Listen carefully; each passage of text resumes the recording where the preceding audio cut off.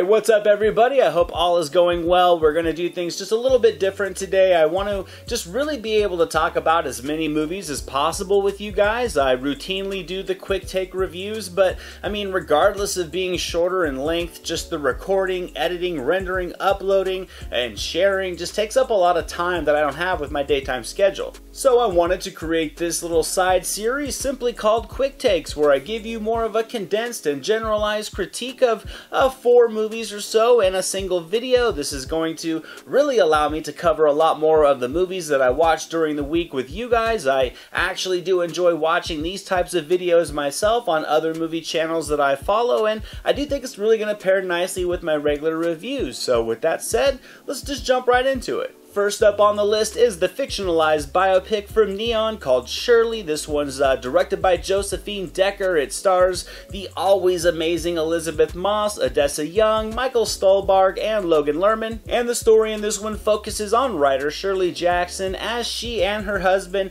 invite this young couple into their home to stay with them. This young couple, in particular Rose, played by Odessa Young, is going to form a bit of an awkward connection with Shirley that's going to help inspire her as she pens her latest novel. What becomes of your dear heroine? What happens to all lost girls? They go mad.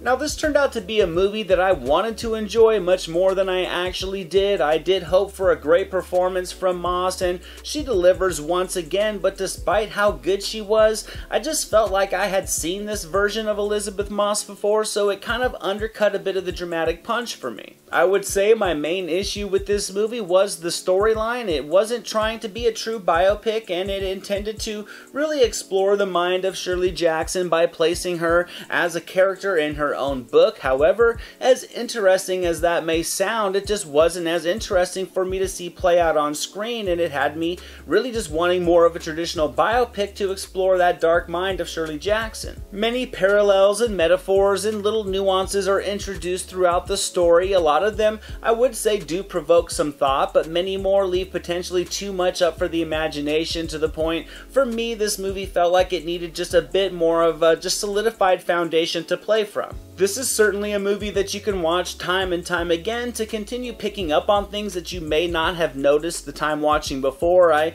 really do love this about movies. However, when the narrative that you get to play around in doesn't feel very inviting, the repeat viewings never end up happening, which kind of feels like the case with this movie, although I certainly do want to give it a shot because this isn't a case of style over substance, and I want to watch it one more time to see if it's easier to immerse myself into. Because I enjoyed all the performances. I thought Stuhlbarg was great. He was able to deliver a wide range of vibes around his character. He was innocent and charming one minute, very cold and unrelenting the next. He always felt like he had a secret. He really captured that domineering control and the seediness and insecurity of his character with an authenticity, and I loved his chemistry with Moss. I also thought Odessa Young was fantastic, and I think with her performance, she was the more interesting character in this film as they were portrayed. Overall, I wanted a bit more from this movie. There were parts of it I liked. It was a bit of a mixed bag. Shirley's going to get 60% on the meter.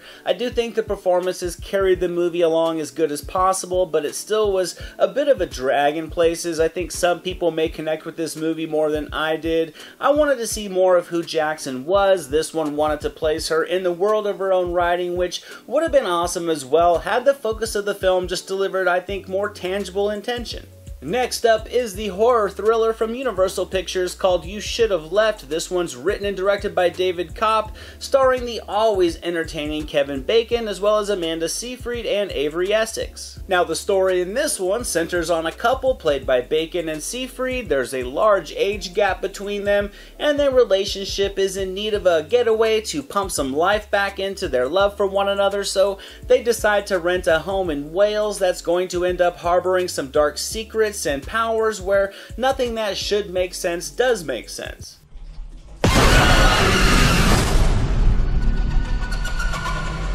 No, I didn't mind this movie as much as others did. I certainly think it could have been better. I think Cop and Bacon together in Stir of Echoes was a fantastic result. The result here for me was much more just serviceable. This movie had its moments for me as a thriller once things got going, but I also would say it took a little too long to get up and running. For more than half of the movie, we're just kind of hanging out with this couple inside of this house. There are clear issues between them. The movie plants seeds routinely that both of them may have some things going on that are a bit secretive to the other, but the story never bothers to develop these characters, and I think without getting to know them throughout this movie or really getting to understand how their relationship was formed, we as the viewer are unable to really just grasp that connection between them and are thus unable to completely invest in the mystery that this film routinely tries to introduce. This is a Blumhouse production, and it very much feels like a Blumhouse movie. The attempts at scares are very frequent, and I gotta say many of them don't really land because we've just seen them done so many times before. The scenario of a location haunting a character and causing further separation with another character is a very familiar trope in the genre, and for that aspect,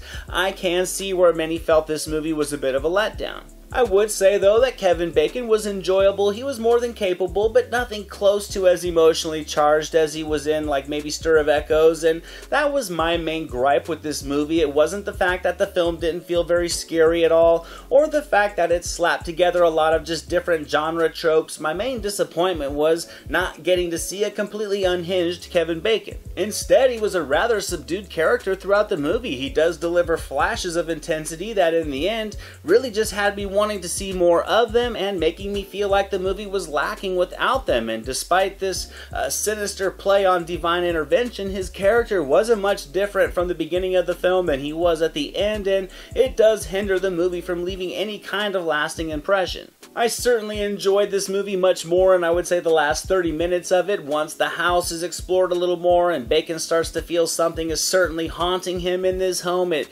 does have flashes and some moments that I enjoyed. The film creates thought-provoking elements about this home, about what it can do and why it does the things it does, but it doesn't come together like it should. The writing felt a little bit thin, and it does translate into a by-the-numbers horror movie that isn't really a horror movie. However, regardless of its flaws, I did find some enjoyment in parts of this movie, so You Should Have Left is going to get 65% on the meter. It's a PG-13 horror thriller with an R rating, and without Kevin Bacon and a great performance from a young Avery Essex, this movie would have been a complete miss. I do think the $20 price tag to rent this one is a little steep, but if you happen to stumble onto it down the road for free on a streaming service, I think it's certainly worth a shot.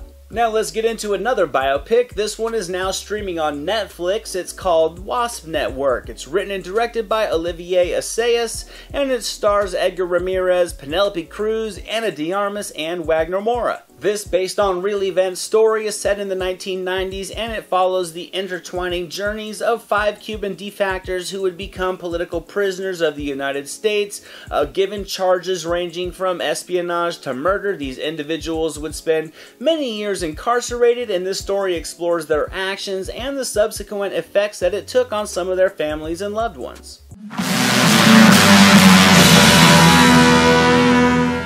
The cast alone was enough to pique my interest in this movie. I would say everybody did a fine job with their performances. Ramirez, de Armas, Cruz, and Moura, all the way down to the supporting characters. Everybody brought a legitimate effort to their characters, and I would say they easily elevated the material to create characters that you could find a serviceable appeal in watching. But with a very, very busy script, I was not able to connect with or really get to know any of these characters, and that was my main problem with this film. It does start out nicely, it had me intrigued. The first act delivers the foundation for what should have been a very tense biopic, loaded with a lot of political intrigue, but from there the script really just proceeds to overstuff itself with way too many plot lines and no central narrative to weave these smaller subplots in and out of. It results into what I felt was a very jumbled progression and a lack of continuity. It doesn't take the time to focus on a single layer, so what you get is a film that lasts more than 2 hours yet fails to tell a cohesive story while also missing characters you can spend enough time around to get acquainted with. The story would center on Ramirez's character for a bit, and I would start to get inside of his head a little. I would start to kind of see the impact his life had on him and his family. I would start to kind of get invested in him.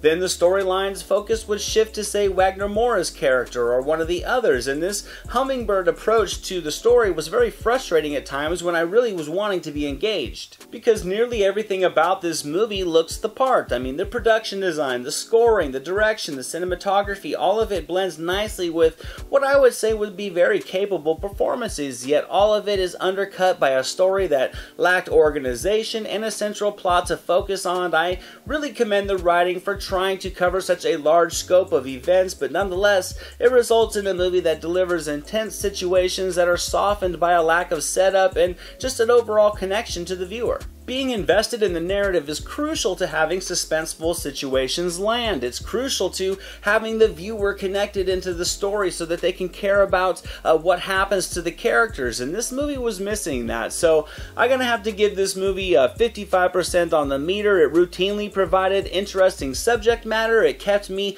wanting to find myself pulled into the story, but with so many plot lines and location changes and characters continually being introduced, it felt much longer than its 2-hour runtime and didn't leave an impression with me at all. And the last movie I want to cover with you guys today is a dramatic thriller that I enjoyed. It's now streaming on Prime Video, called 7500. This one's directed by Patrick Vollrath, who also penned the script alongside Sinan Malilbasic. This one's headlined by the highly underrated Joseph Gordon-Levitt, who hasn't led a film since Snowden back in 2016, so it was great to see him back on screen carrying a movie. The plot in this one is pretty straightforward. Gordon-Levitt plays a pilot on a routine flight that finds his aircraft has been taken over by terrorists and locked inside the cockpit, and rerouting the plane to a nearby airport. This pilot is going to have to make life-altering decisions to keep the passengers on board alive until the plane can land. And like I said, I enjoyed this movie. I thought it was a fine film overall. It certainly had moments of tension and suspense. The dramatic layering to this story was admittedly surface level, but I think it still worked to lure me in. I think it's a very tightly paced story. The plot gets going relatively quickly, and it plays out in real time. I mean, we're with Gordon-Levitt's character for a majority of the runtime, and I felt it effectively pulled you into the harrowing situation with him. Which is awesome, because this is definitely a situational driven story as opposed to being a character driven one. This results in a lead character that on screen is bolstered almost completely by the fantastic performance of Joseph Gordon-Levitt alone. We don't get much backdrop on this man. There isn't any time spent knowing anything about him that doesn't directly impact the course of the story, but it wasn't a huge hindrance for me. I think Gordon-Levitt pours himself into the role with more than enough emotion to create a character you can easily invest in enough for the sake of this plotline. The thin character types certainly do spill over into the terrorists that hijack this plane as well. The film doesn't add any layering or unique nuances to this collection of character types that we haven't already seen on the big screen many times before, but at the same time, it didn't really seem like a focus of the film at all. I don't think knowing who these people were outside of this individual event made the event itself any less stressful or traumatic. The focus of the story was always on the real-time progression of a hijacking of an airplane and the decisions a pilot would have to make, and the suspense kicks in effectively from that. Most notably, this movie removes the scoring, which immediately strips away the cinematic styling to it. It gives the movie a much more realistic, fly-on-the-wall feel, which I feel boosts the intensity of the plot immensely, so I'm going to have to give this one 75% on the meter. I had a good time with it. It was great to see Gordon-Levitt back on the screen headlining a film, and he certainly makes the most of the material to give his character an authenticity that you can naturally connect with. On the downside, like I mentioned, the characters are thin in development and backdrop. This group of terrorists are extremely recycled from a storytelling aspect. There are also moments where beats of the story progression do feel a little bit contrived. There are some scenes where you can clearly see the writing needs the story to go a certain way. It does, yes, result in some character decisions that can be frustrating to the viewer, but overall, it was a solid movie. It was an above average movie that thought outside the box to try to create something on the side of the unique, so I would certainly recommend giving it a shot if the trailers and the promo material have appealed to you. Thank you so much for watching this video, guys. I hope you enjoyed it. If you did, drop it a thumbs up, leave a comment below. I'd love to talk movies with you guys. Share it with your friends, and without question, hit that subscribe button and the notification bell so you can never miss a video. Here are some links to some recent reviews just in case you missed them. All my social media links and the link to our official website are down in the description below, and I'll catch you next time.